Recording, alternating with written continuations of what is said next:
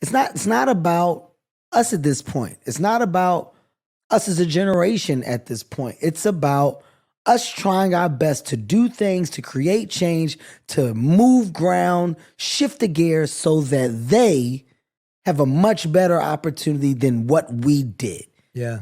That's the world of the baton being passed correctly. And if you understand that and you have that mindset, you approach your day-to-day differently. Mm-hmm. And I do have that mindset. And it's one thing that I'm very thankful for.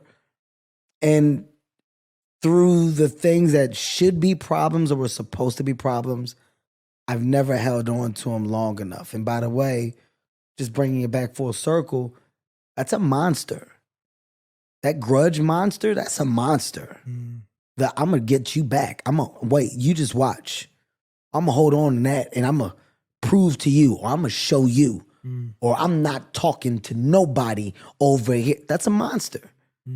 So you can fuel that monster, or that monster doesn't have to have an existence in me.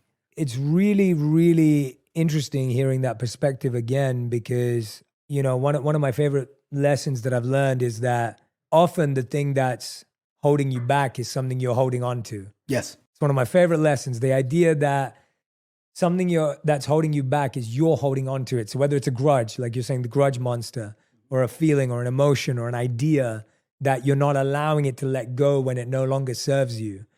And being able to walk away from that requires real strength and courage. But one of the things that you said about you and your partner, your ex-wife, that I think is really powerful is that when it's just about us, whoever that may be, you're either looking at each other or you're looking past each other. And what you just said is now we're looking in the same direction when it's the kids. Yeah.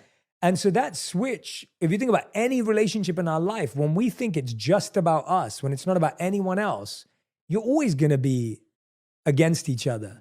But as soon as there's a higher purpose or there's a commitment or there's a value that supersedes that. An understanding. An understanding, yeah. An understanding that comes with the world of communication and great dialogue. I can, you know, and having this conversation, I can point to so many examples of how it's so hard to see the good if you're only seeing the bad. Like there's so many people that struggle with what their version of success is because they're looking at someone else's.